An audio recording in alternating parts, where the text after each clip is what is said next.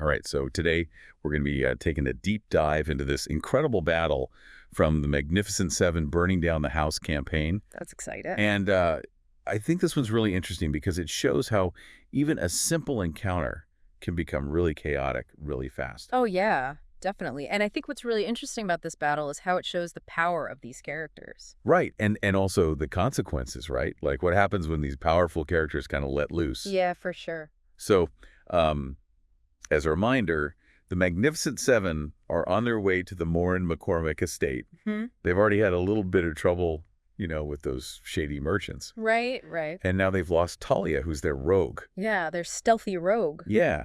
And to make matters worse, Cal's familiar, Jack the Raven, he's disappeared too. Oh, that's not good. It's like the calm before the storm. Yeah, and what a storm it turns out to be. Yeah. So they're traveling along, and they come across this lone figure on the road crying out for help. Oh, that's never good. Classic setup, right? Yeah, it's like, it's a trap. Total trap. But of course, our heroes, being the noble adventurers that they are, they rush to help. Of course. And bam, they're ambushed by this pack of vampire goblins. Oh, wow. Yeah. You're Not right. your average goblins. No, not at all. And the source material actually describes them as being super fast and bloodthirsty. Oh, wow. Yeah, with glowing red eyes and razor-sharp claws. So this isn't just like a bar fight. This is like Oh, yeah. survival. Life or death. Yeah. And so each member of the Magnificent Seven, they react in their own way. Yeah. You've got Alivor the Paladin. Mm-hmm. He charges headfirst into the Frey Trident, at the You're ready for action. Cortland, the illusionist mage. He's trying to use his magic to kind of disorient the attackers. Smart. But it's D-Max and Ekni who really kind of stand out in this battle. They really shine. Yeah, they do. And they kind of represent these two different approaches to combat and to using their abilities. Right, like two sides of the same coin. Yeah, exactly. So you have D-Max the monk, who basically becomes this whirlwind of motion. Yeah, he's like a blur. Yeah, he transforms into a werewolf, and he's moving so fast and he's so ferocious that he's just taking down goblins left and right. It's like watching a martial arts master unleashed. Absolutely. And then you have Ekni the cleric, and she's channeling this divine power to a degree that's almost terrifying. Right. It's not just like healing or protection. It's this raw, untamed power that you can just feel. Yeah. The source material emphasizes how much fear this display evokes, even among her own party members. Like, goblins are literally fleeing in terror from her. So it's like she's tapping into something really powerful. Yeah, something ancient and primal. Yeah. But in the midst of all this chaos, we can't forget about Cal. Right, Cal's going through it. Yeah, he's consumed by grief and rage over the disappearance of Jack. Right. And he sees this goblin archer wearing a raven skull. Oh. And he just becomes fixated on revenge. Yeah. He's convinced that this is the goblin that killed Jack. Yeah, that this is the one responsible. And this is a turning point for Cal, right? Because his attacks become more and more reckless. Definitely, he's not thinking clearly. He's just fueled by this raw emotion. Yeah. And in fact, his fire spells actually end up igniting this massive forest fire, Oh, no. which adds yet another layer of chaos to this already intense battle. So talk about unintended consequences. Yeah, for sure. But even with D-Max, going crazy and Ekni channeling this divine power, Mm-hmm. the fight isn't a clean victory, right? Right, and remember that goblin archer that Cal was so focused on? The one with the raven skull. The one he thinks killed Jack? Yeah. Well, that goblin gets away. Oh, no. They don't manage to catch him. Even though they won the battle, they didn't really achieve complete victory. Exactly. It's like this lingering loose And end. going to have repercussions, right? Oh, absolutely. This is going to come back to haunt them. Yeah, it's a reminder that even when you win a battle, there's still consequences, Yeah, things don't just end when the fighting stops. right? There are loose ends, and the effects of what happened, they can linger for a long time. Yeah, like ripples spreading out from a stone dropped in water. Exactly. And in this case, those ripples, they might turn into a tsunami. Ooh, that's a good analogy. I like that. Yeah, so things are definitely about to get interesting for the Magnificent Seven. Oh, yeah, they're in for a wild ride. So stay tuned, because we're going to dive even deeper into the aftermath of this battle and what it means for our heroes. You can't wait. All right, so let's take a quick break, and we'll be right back with more of the Magnificent Seven burning down the house. Sounds good. This battle, it's not just about, defeating enemies. Okay. It's more like a test for the Magnificent Seven. A trial by fire. Yeah, exactly. Pushing them to their limits and showing us who they really are. Yeah, you see these incredible acts of heroism, but also the consequences of when they lose control. Right, and the weight of responsibility that comes with having these powers. And it's so interesting to see how each character reacts. Yeah. Like Alvor, for example. He's not just fighting. He's really embodying what it means to be a paladin. Right? He's living up to his oath. Yeah, he's protecting the innocent, putting himself in harm's way to defend his friends. Yeah, and there's this one moment that really stands out to me. Oh, yeah. Where he uses channel divinity to protect Ezra. Oh, wow. Yeah, he deflects this blow that could have been fatal. That's amazing. And it's like even the game mechanics, we tell a story. Yeah, channel divinity is this ultimate paladin ability, like a surge of divine energy. Right. But the fact that Alivor uses it defensively to shield someone else, Right. that says so much about his character. It shows that he's selfless. Yeah, total. And committed to his oath. And that's what makes this campaign so immersive. Right, You're not just reading about a battle. Yeah. You're watching these characters evolve and make these tough choices. Yeah, and then you have D-Max, whose transformation into a werewolf is both exciting and kind of scary.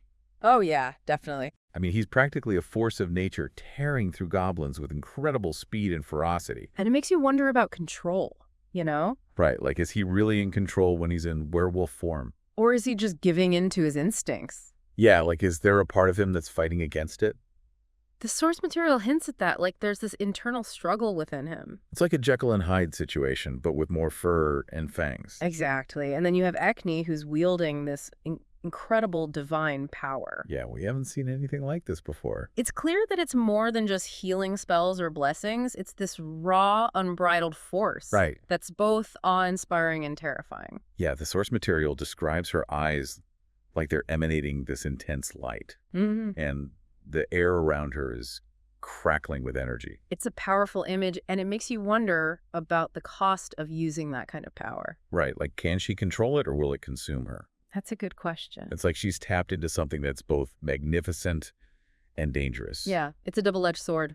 And we can't forget about the wider implications of this battle. Right. Cal's actions, I mean, they were understandable given his grief. Of course. But they've started this massive forest fire. Yeah, this isn't just a small skirmish anymore. It's a full-blown disaster. And it could spread. It could cause widespread damage. Talk about raising the stakes. Yeah, for sure. And it's a reminder that actions have consequences, even for heroes. Absolutely. Even well-intentioned heroes can make mistakes. Yeah, and those mistakes can have devastating results. And this fire, it's not just a physical threat. Right, it's a symbol. Yeah, of the chaos and destruction that can happen when emotions run wild. And now the Magnificent Seven, they have to deal with the fallout. Mm-hmm. They've defeated the goblins, but now they have this fire to worry about. How are they going to contain it? Yeah, will they even be able to? And how will this affect their reputation? Yeah, they're supposed to be heroes. But now they might be seen as reckless and dangerous. It makes you question how people will perceive them. Will they still trust them? Will they still be willing to help them? It creates a really interesting dynamic for the rest of the campaign. Right. They're more powerful than ever. But they're also facing growing distrust. And the consequences of their choices. It really makes you wonder, can they overcome these challenges? Will they learn from their mistakes? Or will they ultimately fail?